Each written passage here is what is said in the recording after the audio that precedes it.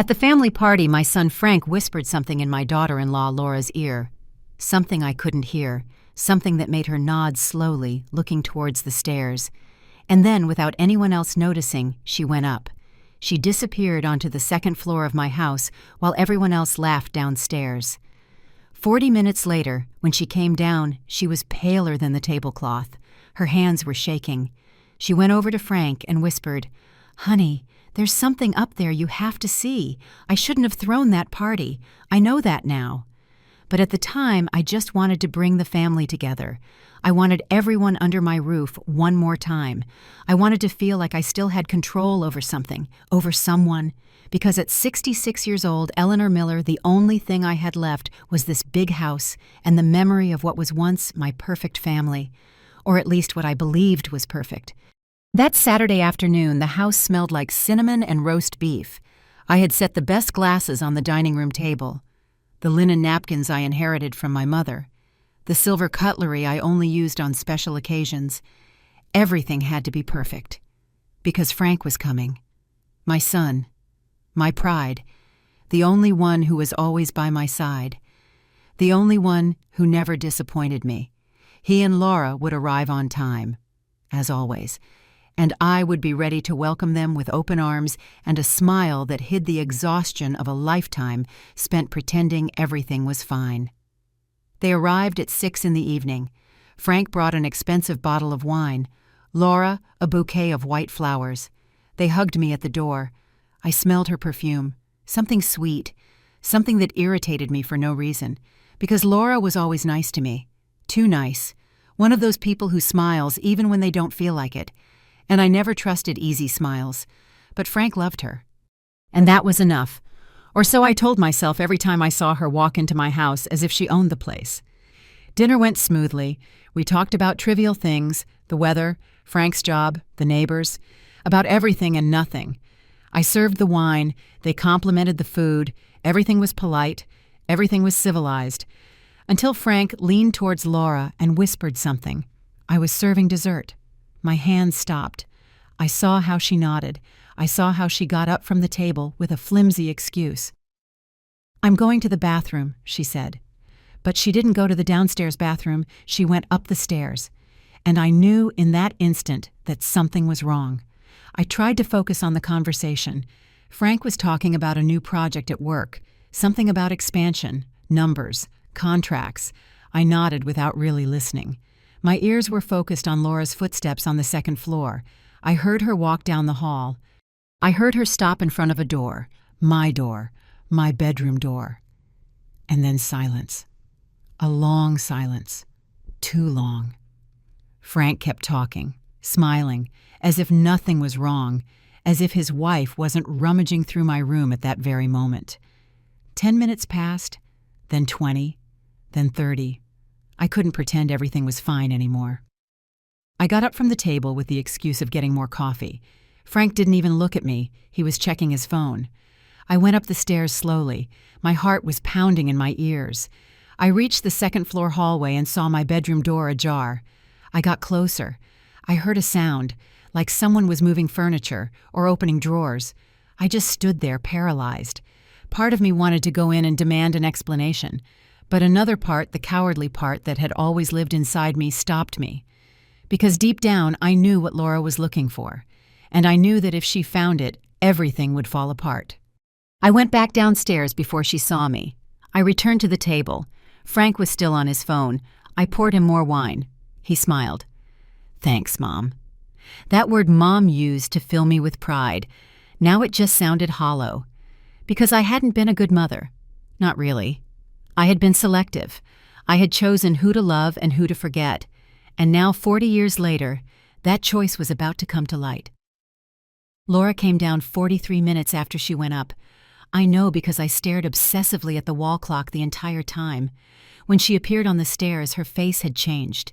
She was no longer the kind, smiling woman who had arrived at my house. She was someone else. Someone who had seen something she shouldn't have. Something that had broken her in two. Her eyes were red. Not from crying. From shock. From disbelief. She approached Frank and leaned in toward him. I watched her from my chair. I saw how her lips moved slowly. I saw how Frank frowned. I saw how he put his wine glass down on the table with too much force. And then he looked at me.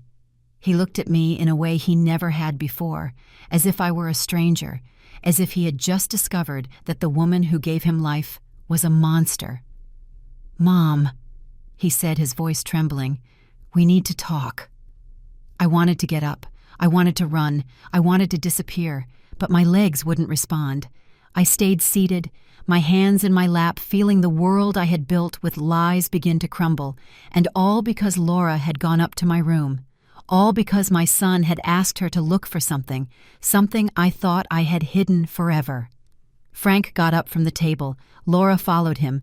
I stayed seated, motionless, my hands gripping the linen napkin until my knuckles turned white. "Mom, come upstairs with us," he said. It wasn't a request. It was an order.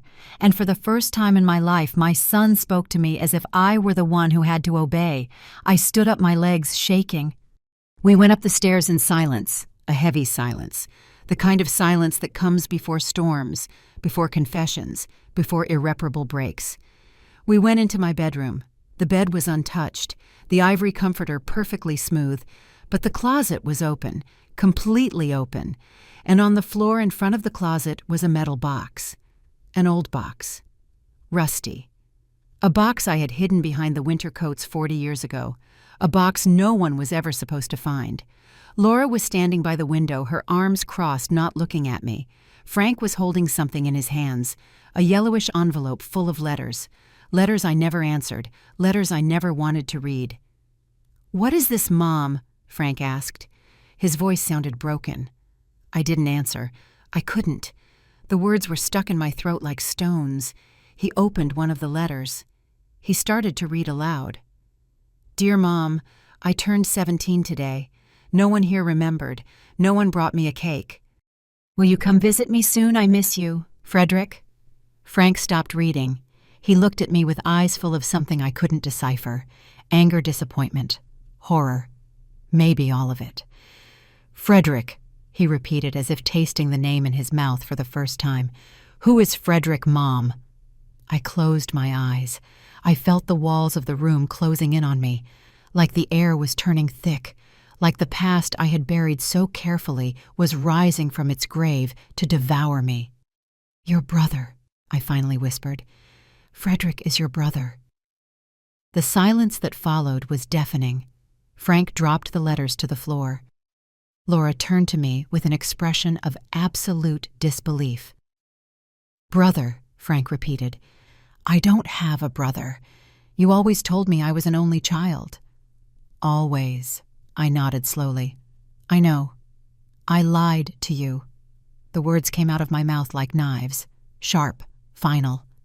"I lied because it was easier that way, because Frederick wasn't like you, because he was sick." "Sick?" Laura asked from the window. Her voice was cold, distant. "What kind of sickness makes a mother erase her son from the family history?" I turned to her. For the first time in years, I felt anger, real anger. "You don't know anything," I snapped. "You don't know what it was like living with him, how hard it was. The screaming, the episodes, the sleepless nights. Your father and I did the best we could. We sent him to a place where they could take care of him, where he would be safe." Frank picked up another letter from the floor. "Dear Mom, it's been 5 years since they brought me here. Why don't you write to me? Did I do something wrong? Please answer me. I promise I'll be good if you let me come home." Frank's voice broke on the last words. 5 years. Mom. 5 years waiting for an answer from you. A single letter. A visit. Anything. He dropped the letter. "How old was he when you sent him to that place?" 16. I answered in a low voice. "He was 16. Frank stepped back as if I had slapped him. 16, he repeated. "A child. You sent a child to an institution and never went back for him." I shook my head. He wasn't a child.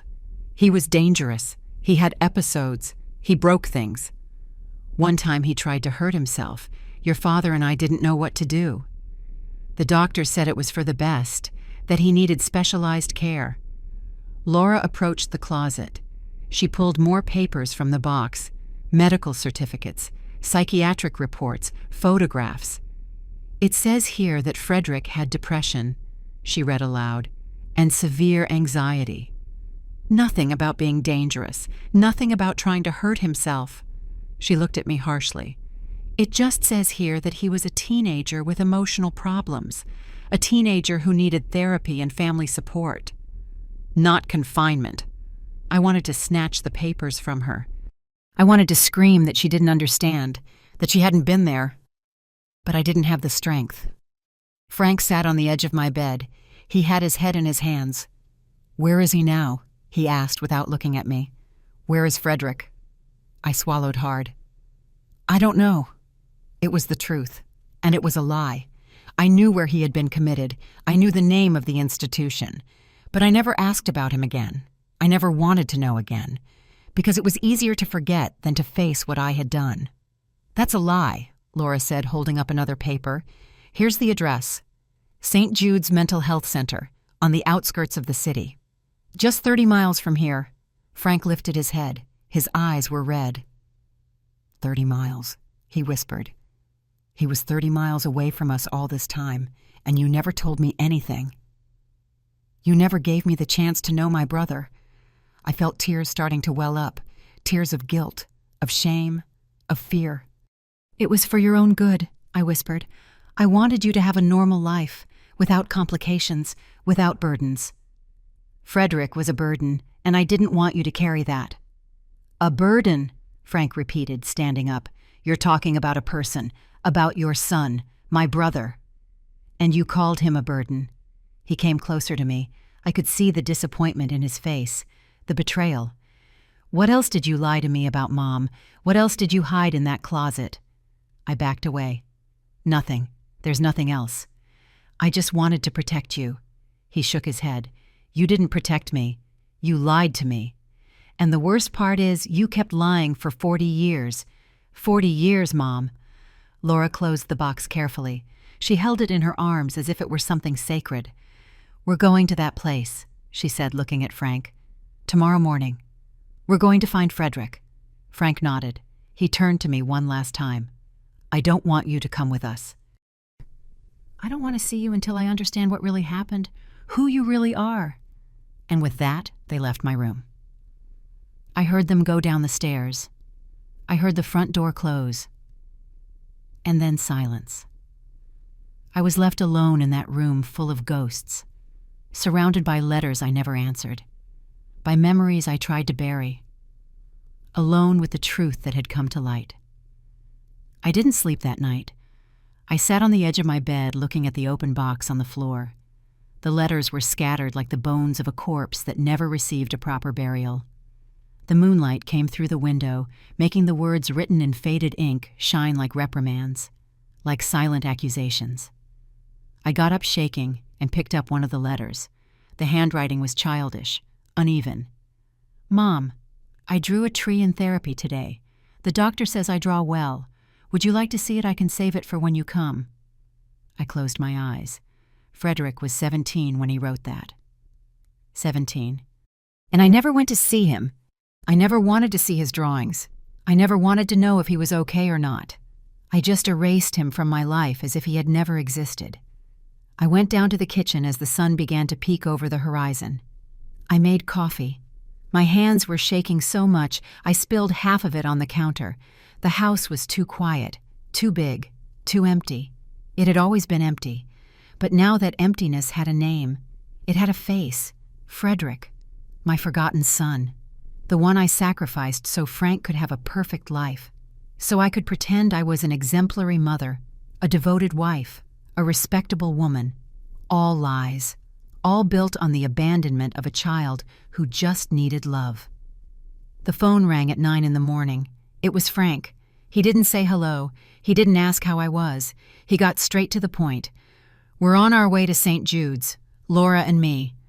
We need to know if Frederick is still there, if he's still alive." His voice sounded hollow, distant, as if he were speaking from the bottom of a well. "Frank, I tried to say something, anything, but he cut me off. "I don't want to hear it right now, Mom. I just called to let you know I'm not letting this go." I'm going to find my brother, with or without your help." And he hung up. The dial tone echoed in my ear like a death sentence. I stood in the middle of the kitchen, holding the phone like an idiot. Part of me wanted to call him back, to beg him not to go, to tell him it was better to leave the past where it was, buried, forgotten. But the other part, the part that had been carrying this guilt for 40 years, knew it was too late. The truth was out, and there was no way to put it back in that rusty box. There was no way to undo what I had done. I spent the next few hours walking through the house like a ghost. I went up and down the stairs aimlessly. I went into rooms I hadn't used in years, the one that was Frank's room when he was a boy, the guest room that never hosted anyone, and then at the end of the hall, the door I always kept closed. Frederick's room. I hadn't gone in there in 40 years, not even to clean it. I just closed the door the day they took him away and never opened it again. But now, with my hands sweating and my heart pounding like a war drum, I turned the knob. The door opened with a creak.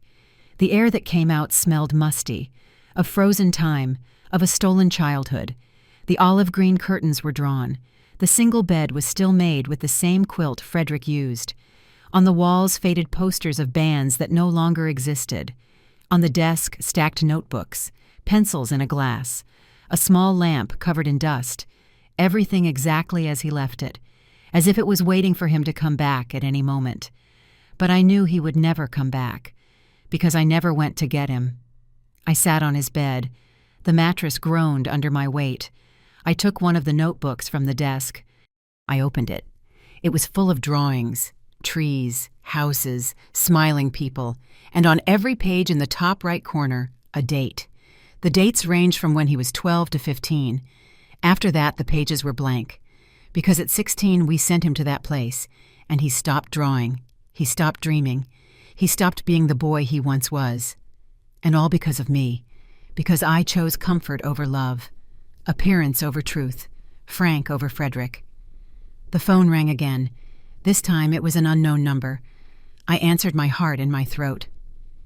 "Mrs. Eleanor Miller," a male voice asked, formal, dry. "Yes," I barely replied. "This is Private Investigator John Harris. Your son Frank hired me to locate information on a Frederick Miller. I have an update." I felt the world tilt. What? What kind of update? There was a pause. Frederick Miller is still alive. He is a resident at the St. Jude's Center. He is 62 years old. He has never left. He has never had any visitors, except for his brother and sister-in-law 2 hours ago. The tears started rolling down my cheeks uncontrollably. Is he okay?" I asked in a broken voice. "Physically, he is stable. Mentally, well, that's something your son will want to discuss with you personally." The investigator paused again.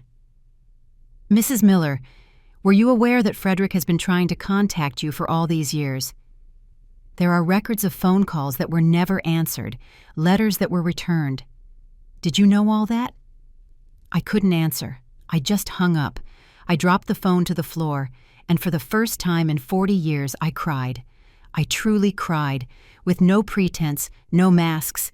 I cried for the son I abandoned, for the letters I never read, for the visits I never made, for the mother I never was. Frank arrived at my house at dusk. He walked in without knocking. Laura was with him. Both of them had serious, tired faces. They found me sitting in the living room, my eyes swollen and my hands trembling in my lap. "We saw him," Frank said. He didn't sit down. He stood in front of me like a judge reading a sentence. "We saw Frederick. We talked to him." "And do you know what the worst part is, Mom? He still asks about you. After 40 years of abandonment, after all the unanswered letters, he still asks if you're going to come see him someday." Laura crossed her arms. "He has a small room painted cream with a window that looks out onto the garden. He says he likes to watch the birds, that they're the only thing that makes him feel free because he has never been free. Eleanor, he never left that place. He never had a chance to live." She looked at me with contempt. "And all because you decided it was easier to hide him than to love him." "I didn't know," I started to say, but Frank held up his hand. "No, don't say you didn't know. You knew perfectly well. You had the address. You had the phone number. You could have visited him at any time. But you chose not to. You chose to pretend he didn't exist. And now you want us to feel sorry for you." He shook his head. "It doesn't work that way, Mom. You can't cry 40 years later and expect that to fix everything." I stood up on shaky legs. What do you want me to do?" Frank stared at me. "I want you to go see him. Tomorrow, with me. I want you to face what you did. I want you to apologize to him. And after that, I'm going to do everything I can to get him out of there, to give him the life he should have had from the beginning." I nodded slowly. I had no choice. I had no right to refuse. "All right," I whispered. "I'll go." That night was the longest of my life. I lay awake staring at the ceiling, imagining the moment I would have to face Frederick. What would I say to him? How could I look into the eyes of the son I abandoned? What words could erase 40 years of absence? None. I knew that, but I still had to try, because Frank was right, because the time had come to stop running, to stop hiding behind excuses and lies, to face the monster I had been. At 7 a.m, Frank knocked on the door. He came alone. Laura had stayed home, he said. She didn't want to witness what was about to happen. I didn't blame her. I didn't want to be there either. I got in the car without a word. Frank drove in silence. The radio was off. There was only the sound of the engine and my own ragged breathing. I looked out the window. The trees passed by quickly. The houses, the signs. Everything seemed unreal, as if I were living a nightmare I couldn't wake up from. The St. Jude's Center appeared after a 30-minute drive. It was a 3-story building, sand-colored walls, windows with white bars, well-kept gardens. At first glance, it looked like a peaceful place, almost pleasant. But I knew the truth. I knew that behind those walls were forgotten people, abandoned, like Frederick. Frank parked the car. He turned off the engine. He turned to me. "Listen to me carefully, Mom. You are going to go in there. You are going to see Frederick, and you are going to be honest with him. No excuses, no justifications. If you can't do that, you better stay in the car." I nodded, voiceless. We got out. We walked toward the entrance. A nurse greeted us with a professional smile. "Good morning. You must be Frederick Miller's family." Family. That word hit me like a fist in the stomach. Were we his family? After everything we did? After everything we didn't do? "Yes," Frank replied. "We're here to see him." The nurse nodded. "Follow me, please. Frederick is in the garden. He likes to spend his mornings there." We walked through long hallways. It smelled like disinfectant and institutional food. The walls were painted in light colors. There were pictures of landscapes, fake flowers in vases, everything designed to look welcoming. But it wasn't. It was a place where people went to be forgotten, to slowly disappear, to become shadows of what they once were. We went out to the garden. It was large. There were wooden benches, leafy trees, a small pond with fish, and there, sitting on a bench near the pond, was him. Frederick, my son. I recognized him instantly despite the years.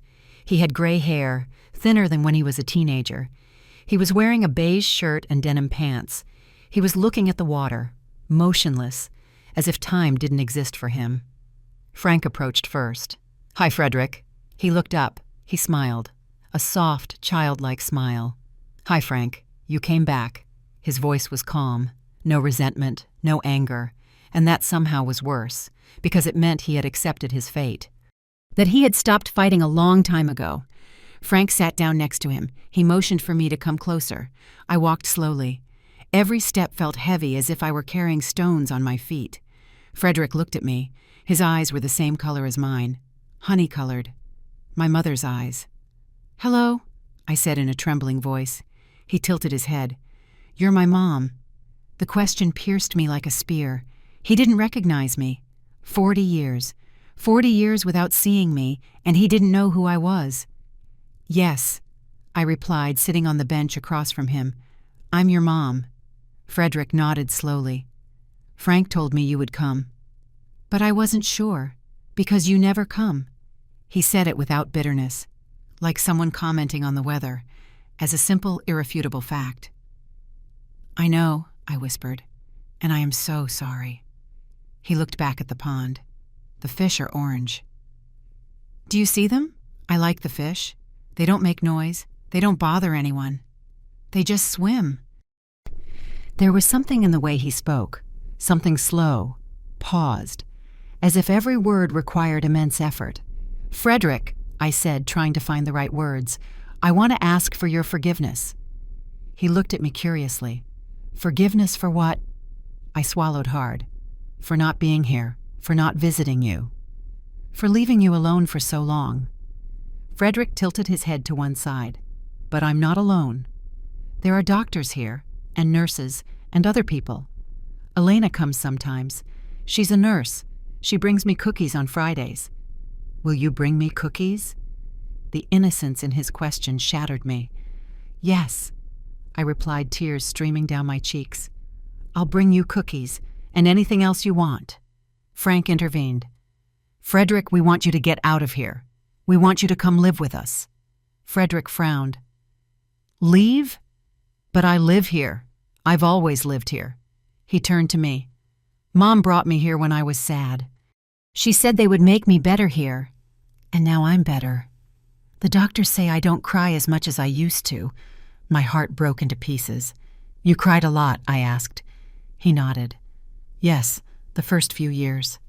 I cried because I missed my house, my room, my drawings, and you.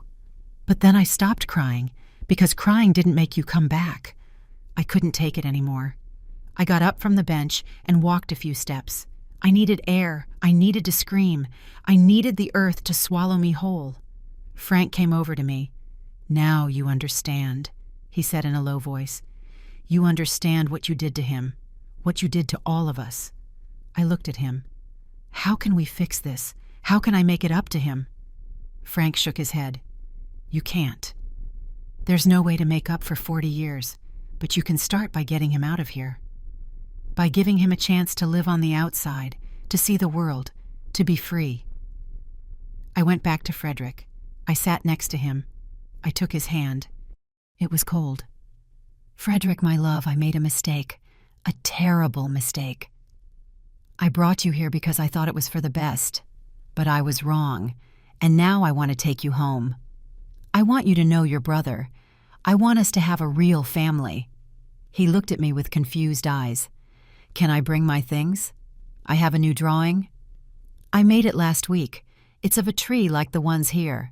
I nodded, crying. Yes, you can bring anything you want. The nurse who had greeted us approached.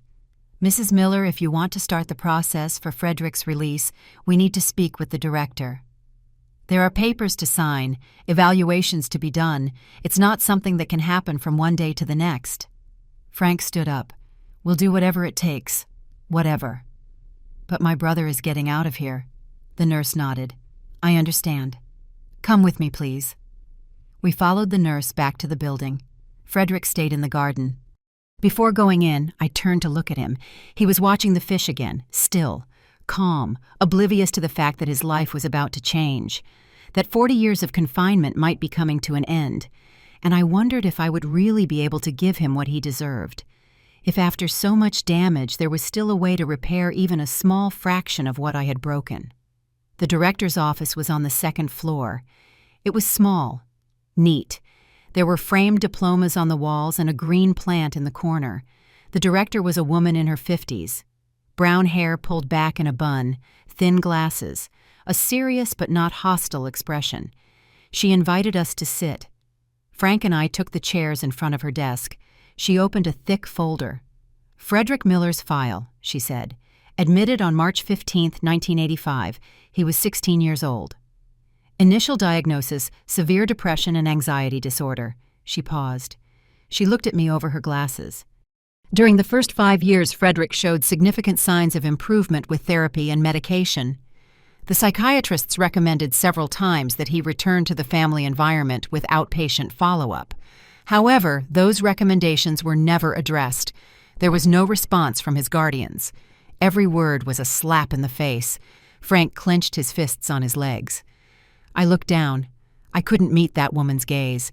I couldn't face the truth she was reading in a neutral voice. After the first 10 years, the director continued, Frederick stopped asking about his family. He stopped writing letters. He adapted to the center's routine. He participated in art workshops. He helped in the garden. He became one of our most cooperative and stable residents. She closed the folder. But he never should have stayed here this long.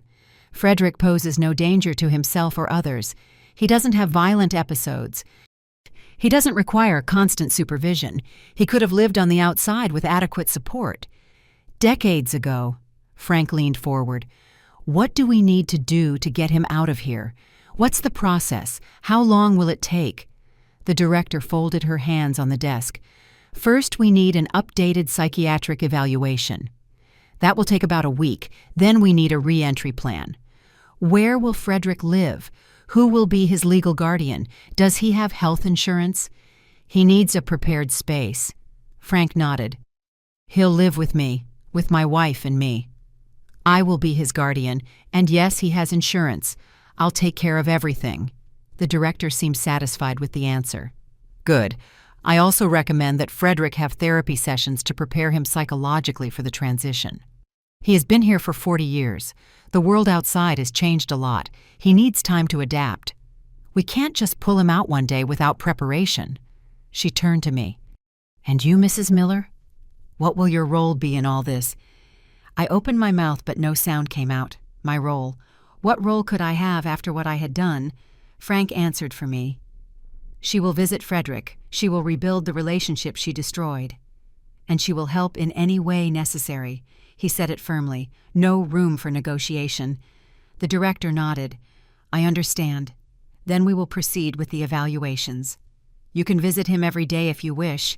In fact, I recommend it. Frederick needs to get used to seeing you, to trust that this time you won't disappear. That last sentence was like a knife twisting in an open wound. Because she was right. I had disappeared. And Frederick had every right not to believe that this time would be different. We left the office. We went down the stairs in silence. We returned to the garden. Frederick was still on the same bench. This time there was a nurse sitting next to him. She was young, about 30, black hair. Kind smile. You must be Frederick's family, she said, standing up. I'm Elena. I've worked here for 5 years. Frederick is one of my favorite patients. He's very sweet. Frank shook her hand. Thank you for taking care of him. Elena nodded. It's my job. But with Frederick, it's easy. He never complains. He's always grateful, even for the smallest things. I approached Frederick. He was drawing in a notebook. Simple lines, a tree, a bird. Can I see your drawing? I asked. He held up the notebook. It's not finished yet, but this is the tree over there. He pointed to a large oak tree on the other side of the garden. It has a lot of leaves. It's hard to draw all of them. But I'm trying. I looked at the drawing. It was beautiful, not perfect, but full of care, of patience, of love for the details. It's lovely, I said. You were always good at drawing. Frederick looked at me surprised. You knew I liked to draw. I nodded. The tears blurred my vision again. Yes, when you were a boy, you filled entire notebooks with drawings. Trees, houses, animals. Your father and I used to hang them on the refrigerator. He smiled, a small shy smile. I don't remember that. He closed the notebook. You draw too, Mom. I shook my head. No, but I'd like you to teach me, if you want. Frederick nodded. Okay, I can teach you. It's easy when you practice a lot. Frank sat on the other side of Frederick. Brother, there's something I want to tell you. We're going to get you out of here. You're going to come live with me. You'll have your own room. You can draw all you want. Go to the park. See the city. Do things you've never done. Frederick tilted his head. For how long? Frank frowned. What do you mean? Frederick looked down. How long can I be out? Then I have to come back here. The question broke my heart. Frank took his hand. No, Frederick. It's forever. You're going to live with me. You're not coming back here. Ever. Unless you want to. Frederick processed the information in silence. Then he looked at Elena. Is it true I can leave forever? Elena nodded, her eyes shining. Yes, Frederick, it's true. Your family came for you. You're going to have a new life. Frederick looked at his drawing again. And my things. Can I take my drawings? I have a lot, in boxes, in my room. Frank smiled. You can take anything you want. Everything. Frederick nodded slowly. Okay then, I'll go with you. We spent the rest of the afternoon with him. Frank told him about his house, about Laura, about the things they would do together. Frederick listened intently. He asked simple questions. Are there trees near your house? Can I have my own notebook? Is Laura nice? Each question revealed how small his world had become, how limited his expectations were.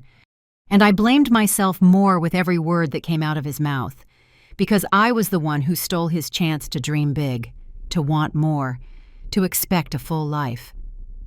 When it was time to leave, Frederick walked us to the main door. Will you come back tomorrow? He asked, anxiety in his voice. Frank hugged his brother.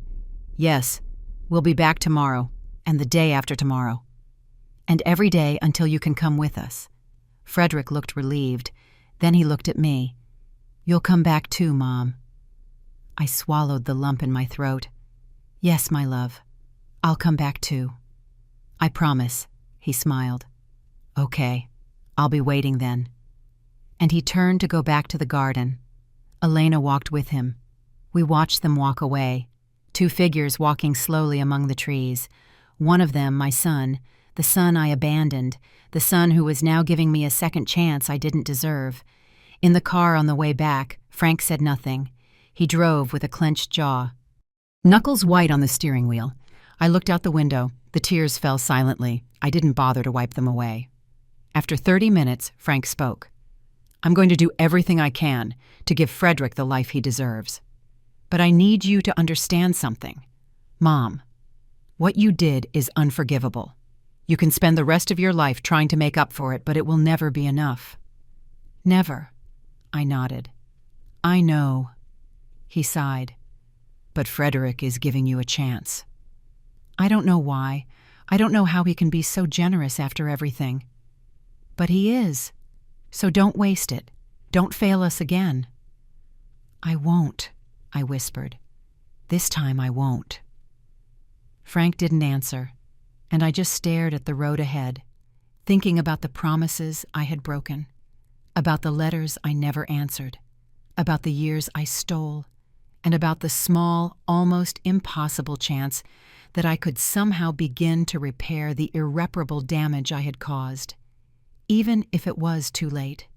Even if I had no right, even if I didn't deserve the forgiveness Frederick seemed willing to give me, because sometimes love doesn't come when we deserve it.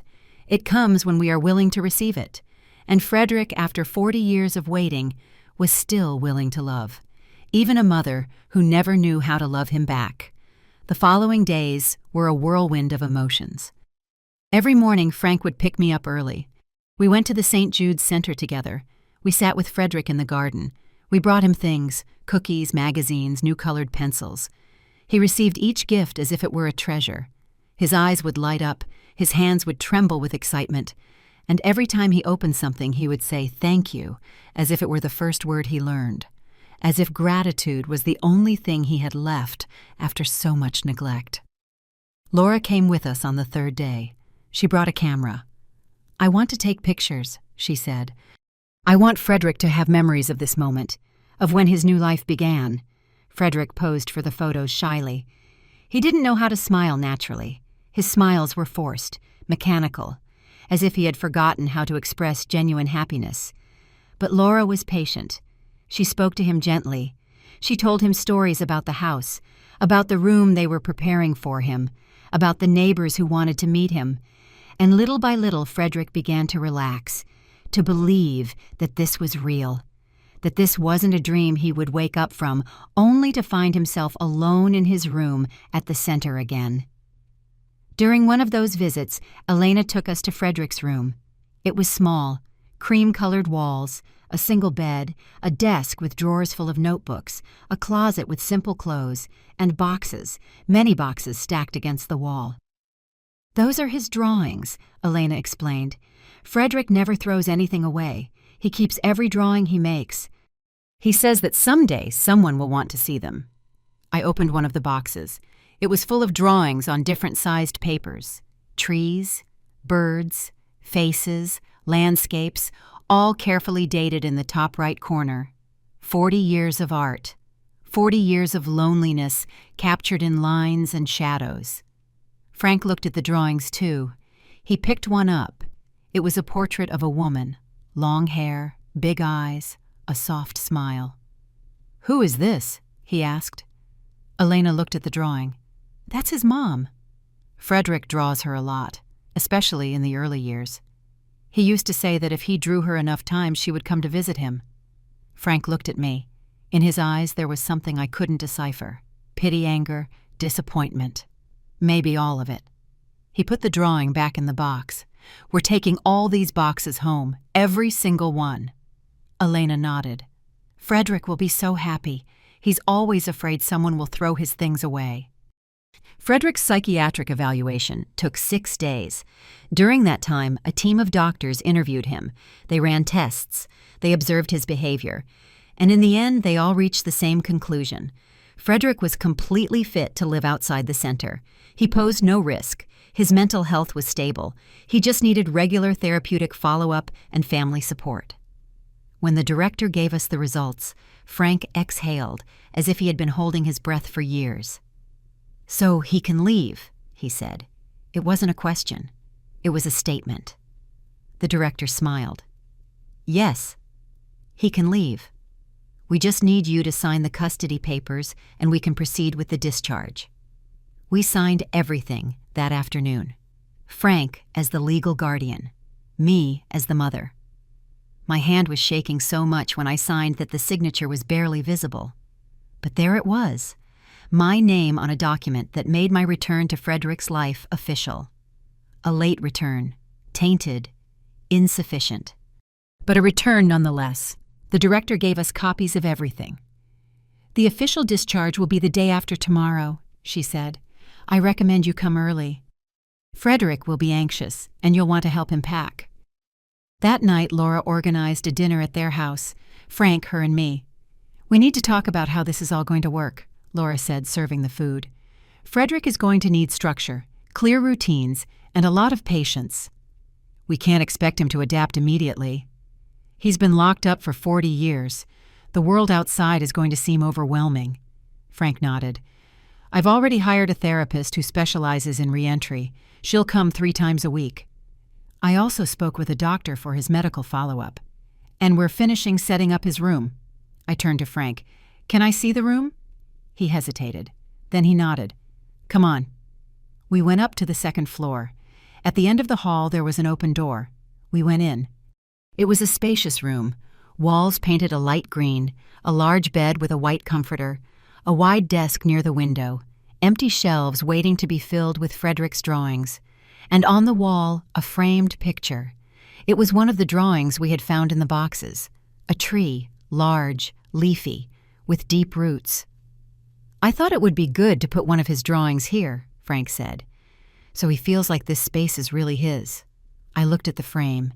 The tears started falling again. "It's perfect," I whispered. "Everything is perfect." Frank put a hand on my shoulder. "Mom, I know you want to be a part of this. And Frederick wants you to be, but I need you to understand something. If you hurt him again, if you disappear again, if you make him feel like he doesn't matter, I will personally make sure you never see him again." "Understood." I nodded. "Understood." The day of the discharge arrived. We went early as the director suggested. Frederick was waiting for us at the entrance with 2 small suitcases. Elena was by his side. She had been crying. "It's hard to say goodbye," she said, wiping her tears. "I've taken care of Frederick for 5 years. It feels like saying goodbye to a friend." Frederick gave her an awkward hug. "Thank you for the cookies, Elena, and for talking to me when I was sad." She hugged him back. "Take care of yourself, Frederick, and remember you can always call me if you need anything." We put the suitcases in the car. Then we went back to Frederick's room for the boxes of drawings. There were 16 in total. We carried them between the three of us. We arranged them in the trunk and the back seat. Frederick watched everything in silence. His eyes scanned the building, the gardens, the windows, as if he were memorizing every detail. "Are you okay?" Laura asked. Frederick nodded. "Yes, I'm just saying goodbye. I lived here a long time. It was my home. But now I have a new home, with you." Before we left, the director came out to say goodbye. "Frederick, I wish you the best. You've been an exemplary resident. I'm sure you'll do very well on the outside." Frederick shook her hand. "Thank you for everything, Doctor." She smiled. Then she looked at me. "Mrs. Miller, take care of your son. Give him the love he deserves. It's never too late to start over." I nodded, unable to speak. The words were stuck in my throat, because I knew she was right. But I also knew that some things, even if you start over, are never the same. There's always a scar. There's always the memory of what was lost. Frederick got in the car. He sat in the back seat next to some of the drawing boxes. He fastened his seatbelt. He looked out the window. Frank started the engine, and we began to drive away from the St. Jude's Center. Frederick didn't stop looking back until the building completely disappeared. Then he turned to face forward. "Is your house far, Frank?" he asked. "Not too far, about 40 minutes. Frederick nodded. "Okay, I can wait 40 minutes. And he was quiet for the rest of the ride, looking at everything, the cars, the buildings, the people walking on the streets, the world that had been out of his reach for 40 years, the world that finally, after so long, was his again. When we arrived at Frank's house, Laura opened the front door. "Welcome home, Frederick." He got out of the car slowly. He looked at the front of the house, the small garden out front, the front steps. "It's pretty," he said. "It has flowers." We went inside. Frederick stood in the living room. His eyes scanned everything, the furniture, the photographs on the walls, the television. "There are a lot of things here," he commented. "There weren't this many things at the center." Frank smiled. "You can touch anything you want. This is your home now, too." Frederick nodded, but didn't move, as if he were afraid of breaking something, of not really belonging. Laura took him to his room. She opened the door. Frederick entered with slow steps. He looked at the bed, the desk, the shelves, and then he saw the frame on the wall. His drawing, the tree. He walked over to it. He ran his fingers over the frame. "It's mine," he whispered. "I made this." Frank came in behind him. "Yes, it's yours. And this room is yours too. It's all yours." Frederick turned around. He had tears in his eyes. "Can I really stay here?" "It's not just for a few days." Frank hugged his brother. "It's forever, Frederick. I promise you. Forever." Frederick's first few days in his new home were difficult. He didn't know how to use many things. The TV remote confused him. The microwave scared him. The shower with multiple knobs overwhelmed him. Laura had to teach him everything step by step, with infinite patience, as if she were teaching a child. And in a way he was. Because Frederick had stopped learning about the world at 16. Everything that came after was institutional experience, rigid routines, controlled spaces, limited options. Now he had to learn to live, to choose, to be free. And that was terrifying. The first night, Frederick couldn't sleep. At 3 a.m, Frank found him sitting in the living room, the lights off, staring out the window. "What's wrong, brother?" Frank asked, turning on a lamp. Frederick flinched. "I can't sleep. There are too many noises." Cars, dogs barking. At the center, everything was quiet after 9. Frank sat next to him. "I understand. It's different. But you'll get used to it. Do you want me to put on some soft music? Sometimes that helps." Frederick shook his head. "No. I just want to know this is real. That tomorrow I'm not going to wake up in my room at the center." Frank put a hand on his brother's shoulder. "It's real, Frederick. And you're going to wake up here. In your home, with us." Frederick nodded slowly. "Okay." I think I'll try to sleep again." He stood up. He walked toward his room, but before going in, he stopped. "Frank," he said without turning around, "thanks for coming to find me. I had already given up hope that anyone would." And he closed the door. Frank just stood in the hallway, his hands in his pockets. His heart broken for his brother, and furious at me for having caused so much pain. I visited the house every other day. I brought food. I helped with whatever I could. But there was a distance between Frederick and me. He was polite. He always said, "Thank you, Mom," when I brought him something. He always smiled when I arrived. But he didn't talk much to me. He didn't seek me out. He didn't ask me questions. It was as if I were a polite visitor instead of his mother. And maybe he was right to treat me that way, because I had been an absent visitor for 40 years. I didn't deserve any more than that. One day while Laura was making lunch, I sat with Frederick in the living room. He was drawing. He was always drawing. "What are you making?" I asked. He held up the notebook. "It's Frank's garden.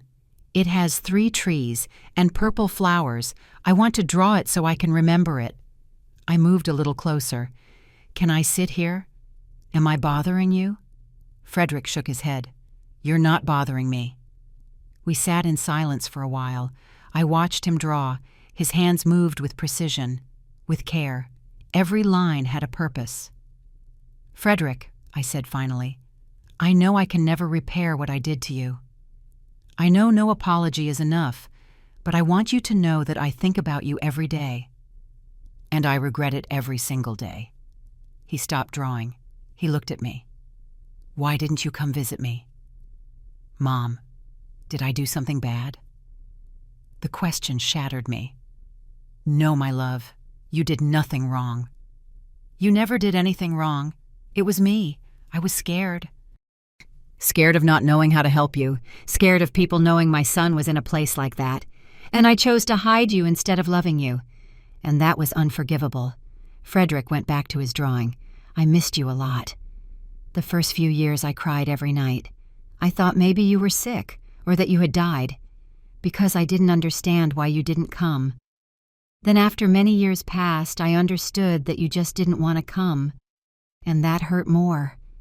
His words were like knives, but I deserved every one of them. "I'm sorry," I whispered. "I'm so, so sorry." Frederick nodded. "I'm sorry too, Mom. I'm sorry I wasn't the son you wanted, the son who didn't cause you problems." "Like Frank?" "No," I said, taking his hand. "Don't say that. You are exactly the son I should have loved, the son who deserved all my love. And I failed. I failed you. But if you give me the chance, I want to try to be the mother I should have been from the beginning."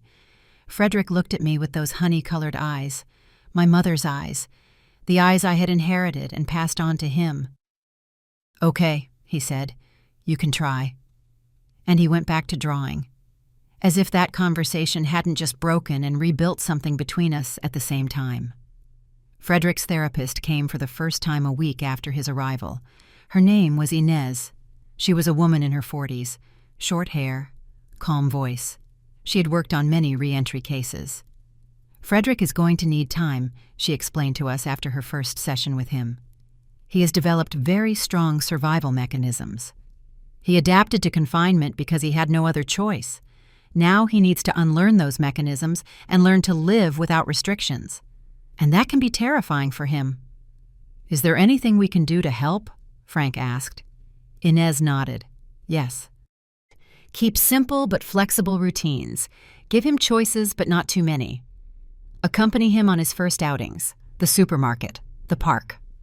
Places where he can get used to people and noise. And above all, be patient. Progress will be slow. There will be setbacks. But they will come."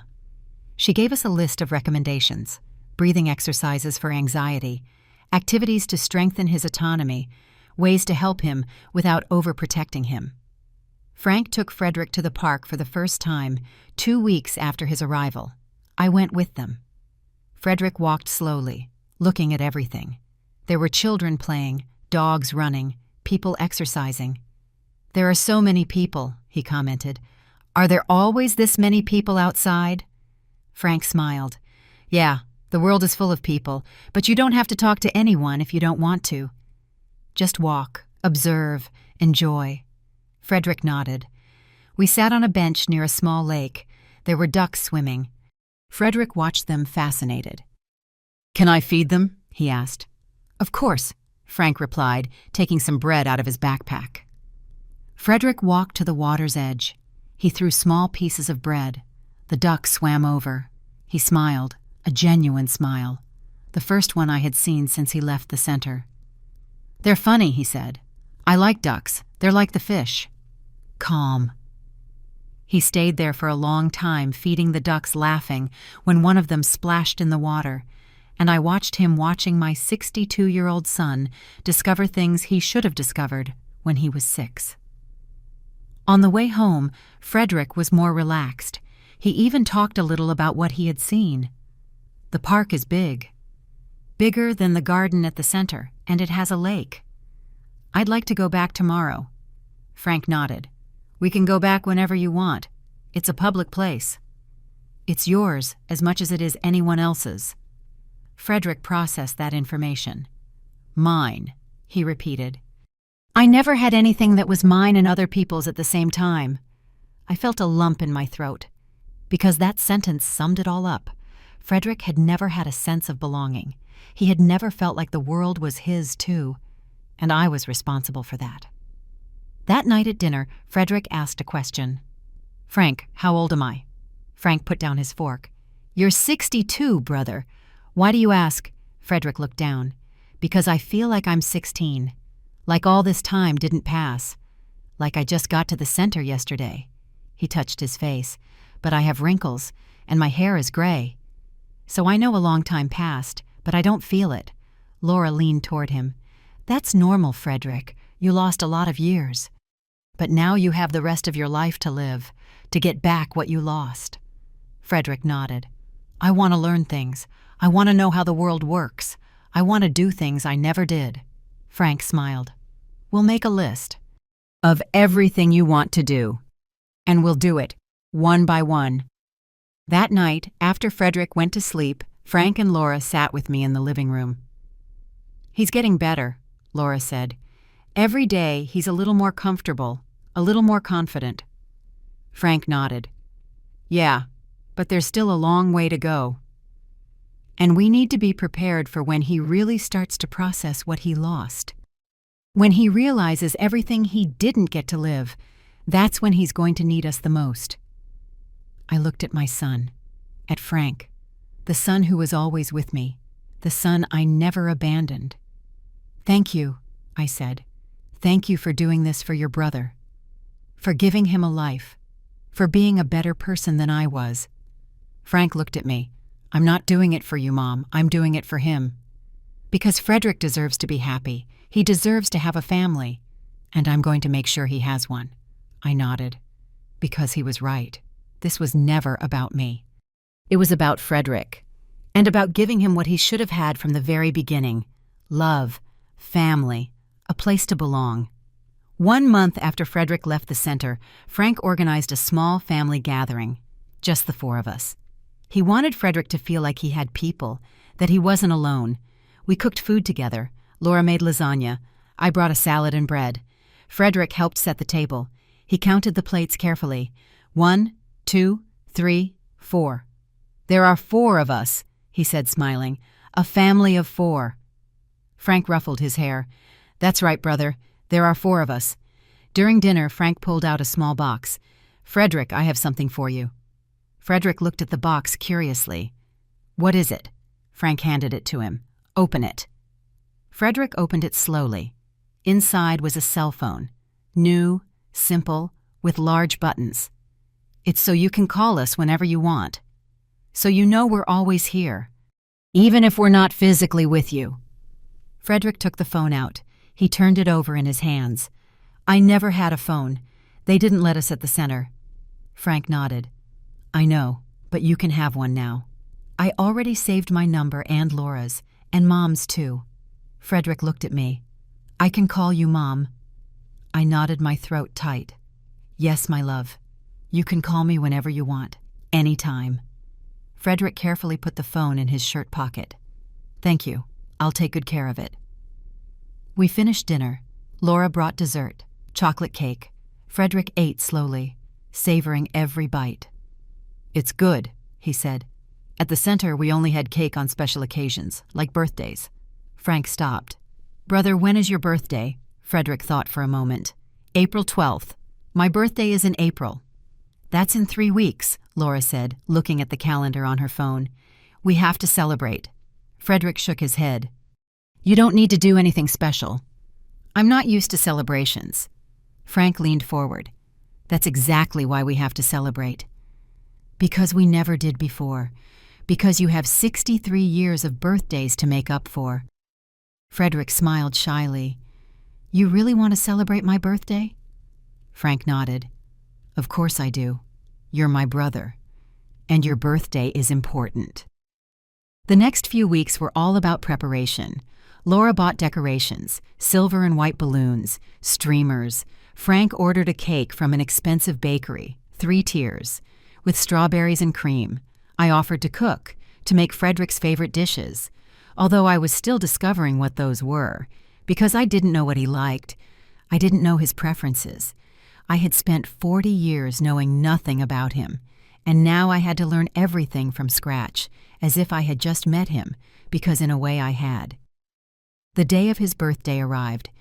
Frank and Laura decorated the living room while Frederick was sleeping. They hung the balloons. They set the table with a white tablecloth, fresh flowers in the center. When Frederick came down for breakfast, he froze on the stairs. "What is all this?" Frank smiled. "It's your birthday party, brother. Happy 63rd. Frederick came down slowly. He touched the balloons, the streamers, as if he couldn't believe they were real. "This is all for me." Laura hugged him. "Yes, all for you." I arrived at noon with the food. Frederick met me at the door. "Mom, look. There are balloons and a sign that says, 'Happy Birthday, Frederick.'" Frank made it. His eyes were shining, like a child's, and I realized this was probably the first real birthday party he'd had since he was 16, since before I sent him to that place. "It's beautiful," I said, forcing a smile, because inside I was breaking, thinking about all the birthdays he missed, all the candles he never blew out, all the parties he never had. We ate together. We laughed. Frank told stories from when he was a kid, stories that included Frederick. "Remember when we tried to make a fort in the yard with sheets and it fell on top of us?" Frederick frowned. "I don't remember that." Frank looked surprised. "You don't? We were like 7 and 9. We got trapped under the sheets, screaming for help until Dad came to rescue us." Frederick shook his head. "I don't remember much from when I was a kid." It's like those memories were erased. Inez, the therapist, had warned us about this. Frederick's memory had been affected by the trauma and prolonged confinement. Many of his childhood memories were blocked, fragmented. "It's okay," Frank said. "I'll tell you all the stories I remember, and we'll make new memories together." Frederick nodded. "I'd like that." After lunch, Laura brought out the cake, with 63 lit candles. Frederick looked at the flames. "That's a lot of candles," Frank laughed. "Yep, one for every year. But you don't have to blow them all out at once. We can help." Frederick closed his eyes. We all sang, "Happy birthday. Happy birthday, dear Frederick." When we finished, he blew out the candles. It took him 3 tries to get them all. But he did it. We clapped. He smiled. That genuine smile that only appeared in special moments. "I never had so many candles on a cake," he said. "It's nice." We cut the cake. Frederick tried the first piece. "This is delicious. Better than any cake from the center." And he kept eating with a happiness so pure it made me cry. After the cake, Frank brought out presents, a large box wrapped in shiny paper. Frederick opened it carefully, trying not to tear the paper. Inside was a complete set of art supplies, professional colored pencils, watercolors, brushes, papers of different textures, canvases, everything an artist could need. Frederick took each item out with reverence. "This must have cost a lot of money," he whispered. Frank put a hand on his shoulder. "It doesn't matter how much it cost. You deserve to have the best tools for your art." Laura gave him another gift, a book, Advanced Drawing Techniques. Frederick read the title. He opened the book. He flipped through the pages full of illustrations and explanations. "I can learn new things with this." Laura nodded. "You can. And if you need help, we can look for art classes for you, so you can learn from a teacher." Frederick looked up. "Really, I could take classes." Frank nodded. "Of course. You can do whatever you want, brother. The world is yours now." I gave him my gift last. It was smaller, a velvet box. Frederick opened it. Inside was a watch. It wasn't new. It was old, with a worn leather strap, a gold face. "This watch belonged to your grandfather," I explained. "My father. He gave it to me before he died. And I always wanted to give it to my sons. I gave one to Frank when he turned 18. And this one was for you. I should have given it to you 45 years ago, but I'm giving it to you now. Because it's never too late to give you what belongs to you." Frederick took the watch out. He held it carefully. "It works." I nodded. "Yes, I had it repaired last week. It works perfectly." Frederick put it on his wrist. It was a little big on him. "I like it. It reminds me that time keeps passing. That now I have time to live." His words cut through me. Because he was right. Time had passed. Too much time, and we couldn't get it back. But we could start over. We could give him the years he had left. Fill them with love, with family, with everything he should have always had. That night, after we cleaned everything up, Frederick sat on the sofa with all his gifts around him. "This was the best birthday of my life," he said. Frank sat next to him. "It's going to be the first of many, brother. I promise." Frederick looked at his new watch. "Frank, can I ask you something?" Frank nodded. "Of course. Anything." Frederick hesitated. Then he spoke. "Why didn't Mom visit me all those years? Was it because I was different? Because I had problems?" The silence that followed was thick. Frank looked at me, waiting for me to answer. I sat down across from Frederick. "It wasn't because you were different, my love. It was because I was a coward. Because I was afraid to face what I had done, to admit I had failed as a mother. And instead of fixing my mistake, I ran. I abandoned you. And that's inexcusable. It's unforgivable. But I want you to know that every day of these 40 years, a part of me knew it was wrong. And that part ate me up inside, because I knew I had lost my son, and it was my fault." Frederick looked at me for a long time. Then he nodded. "It's okay, Mom. I understand. Sometimes it's easier to run away than to face hard things. I did it too. At the center, when things got hard, I would go into my head. I would draw. I would dream. I escaped. So, I understand." His forgiveness was so simple, so pure, so unearned that I could only cry. Frank put his arms around both of us. "We're a family," he said. "Broken, complicated, but a family." 3 months after Frederick's birthday, his life had changed in ways I never imagined possible.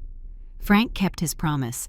He enrolled Frederick in art classes twice a week, a small workshop downtown, with a patient teacher who understood that Frederick was learning more than just drawing techniques. He was learning to trust, to socialize, to believe he deserved to be there. The first few days were hard. Frederick would come home exhausted, overwhelmed by the people, the conversations, by having to share space with strangers. But slowly, he began to enjoy it. One afternoon, Frederick came home from his class with a different kind of smile.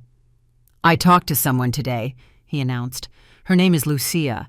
She's 70 years old and she draws trees too. She asked me if I wanted to get coffee after class next week." Frank hugged him. "That's wonderful, brother. Are you going to go?" Frederick nodded excitedly.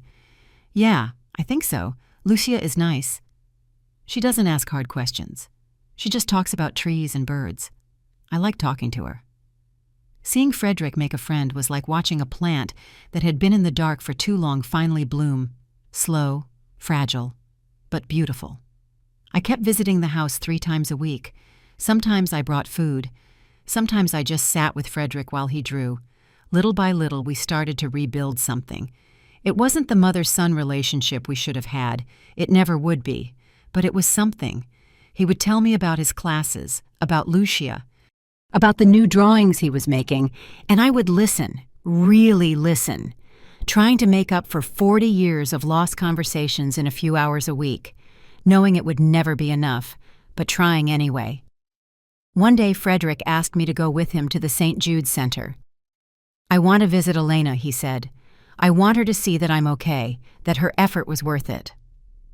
We went together. The drive felt endless, going back to that place, seeing those walls, those gardens where Frederick had spent 40 years of his life. When we arrived, Elena ran out to greet him. "Frederick, look how good you look." She hugged him.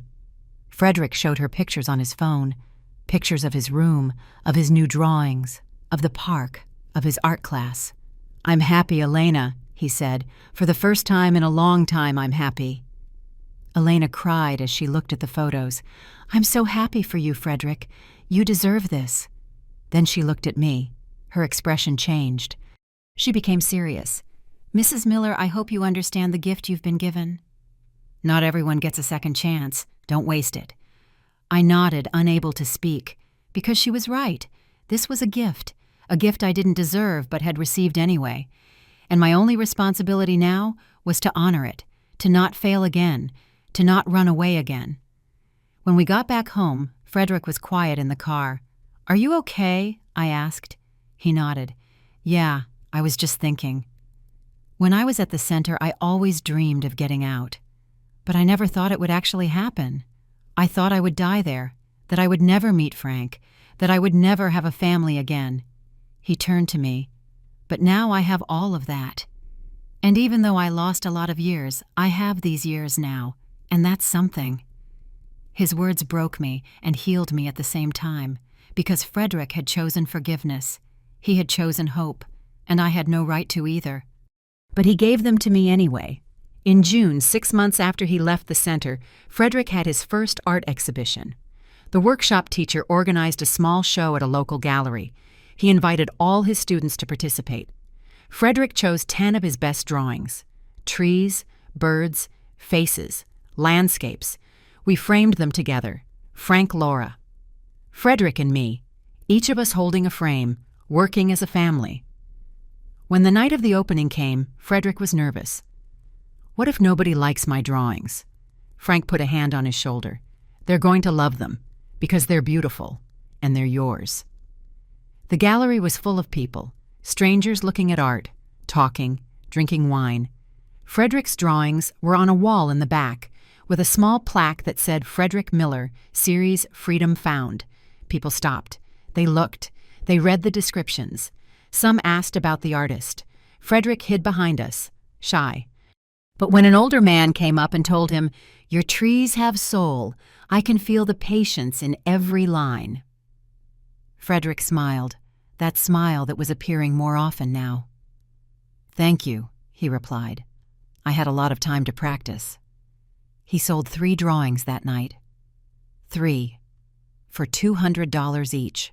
Frederick couldn't believe it. "Someone paid money for my drawings." Frank laughed. "Yeah, brother. Because your art has value. You have value." Frederick put the money in his wallet carefully. "I'm going to save this, to buy something nice for Lucia. She's been very kind to me." That night in the car on the way home, Frederick was quiet. But it was a different kind of silence. It wasn't the silence of fear or sadness. It was the silence of satisfaction, of having accomplished something, of having been seen. The sessions with Inez continued throughout that time. In one of them, she called Frank and me in. "I want to talk to you about Frederick's progress," she said. We sat in her office. "Frederick has made incredible strides in these past months. His adaptation has been better than I expected, but there's something important you need to know." She paused. "Frederick still carries the trauma of abandonment, and he probably always will. There are wounds that don't heal completely. You just learn to live with them." She looked directly at me. "Mrs. Miller Frederick has forgiven you." But forgiveness doesn't erase the pain. He needs you to understand that. I nodded. Tears began to fall. I understand, Inez continued. And Frank, you have done an extraordinary job with your brother. But you can't carry the entire responsibility for his happiness. Frederick needs to learn to be independent, to not rely completely on you. Because that would also be another form of prison. A more loving one, but a prison nonetheless. Frank processed her words. What do you suggest? Inez smiled. I'm suggesting you consider helping Frederick get his own space, eventually. Not now, but in the future, a small apartment near you, where he can live on his own but with support. That would be the next step in his independence. The idea scared us both, but it also made sense. Frederick needed to fly. He needed to feel that he could stand on his own 2 feet, that he wasn't a burden, that he was capable. We talked to him about it a few weeks later. We told him there was no rush, that he could stay with Frank for as long as he wanted, but that if one day he wanted his own place, we would help him. Frederick looked at us surprised. My own place? Like a normal adult? Frank nodded. Exactly like a normal adult, because that's what you are, brother, an adult who deserves his own life. Frederick thought about it for several days. Finally, one night at dinner, he spoke.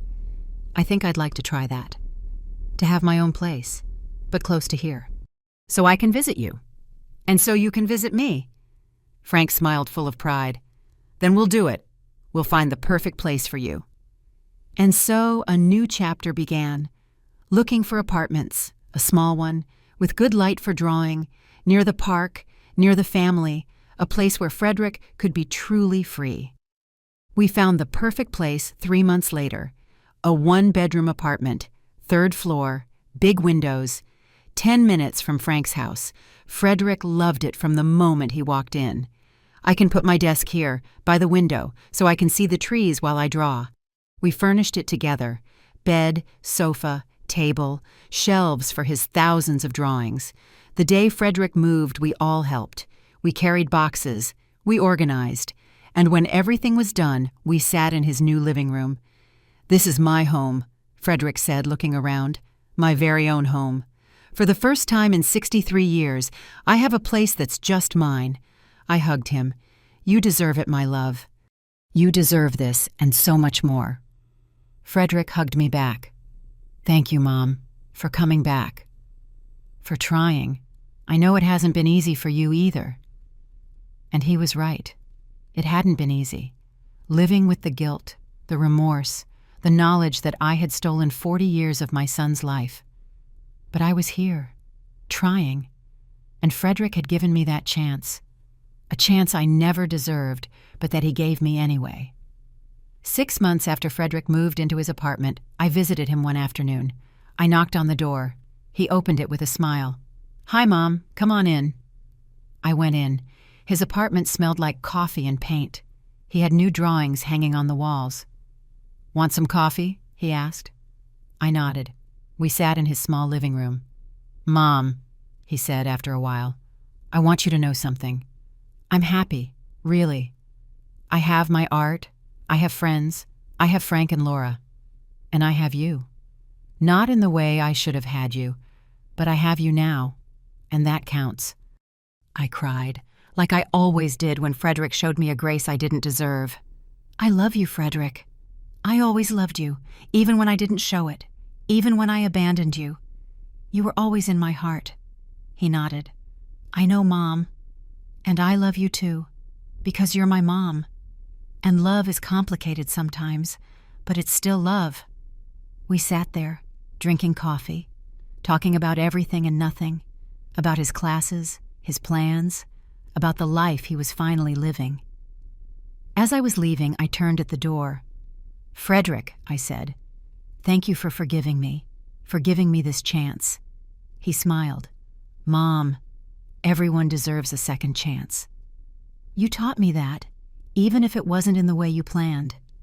I closed the door. I walked down the stairs, and for the first time in 40 years, I felt something like peace. It wasn't complete happiness. It never would be. Because the past isn't erased. The wounds don't disappear, but I could live with them. I could carry the weight of what I did, and I could try every day to be a little better.